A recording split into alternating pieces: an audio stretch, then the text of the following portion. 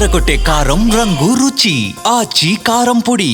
Phone tapping లో బాధ్యులను ఇప్పటి వరకు ఎందుకు అరెస్ట్ చేయలేదని తెలంగాణ ప్రభుత్వాన్ని ప్రశ్నించారు కేంద్ర మంత్రి Bandi Sanjay. Farm house AICC Bhavan కి డీల్ కుదరకపోవడం వల్ల ప్రజల దృష్టి మరల్చేందుకు ఫోన్ ట్యాపింగ్ వ్యవహారాన్ని తెర మీదకు తెస్తున్నారని మండిపడ్డారు. నేను రాష్ట్ర ప్రభుత్వాన్ని నిన్నోడు విజ్ఞప్తి చేసిన, మీరు కేసీఆర్ కొడుకును దోషిగా పిలిచిరా ఆయన వాంగ్మూలం కోసం పిలిచిరా? కొంపలు ముంచిందే కేసీఆర్ కొడుకు, జనాన్ని కొంపలు ముంచిందే ఆయనే. మీరు ఆయన పట్టుకొని మీరు ఏదో నోటీస్ ఇచ్చి ఆయన వాంగ్మూలం తీసుకుంటే ఇలా ప్రభుత్వాన్ని ఎట్లా నమ్ముతారు? ప్రజలంటే ఆలోచించారు.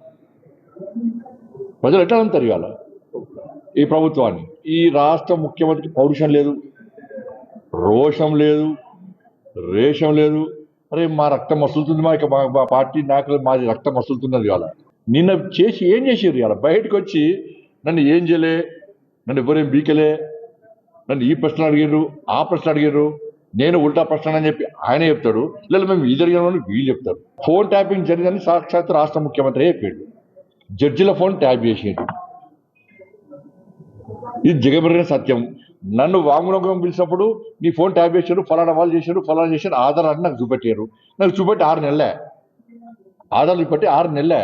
ఒక్కరిని అరెస్ట్ చేసిరు. ఇలా ఈ కాంగ్రెస్ పార్టీ ప్రభుత్వం కేసీఆర్ కుటుంబంలో ఒక్కరిని అరెస్ట్ చేసిందా? ఒక్క రాజకీయ నాయకుని అరెస్ట్ చేసిరా? ఒక అధికారిని అరెస్ట్ చేసిరా?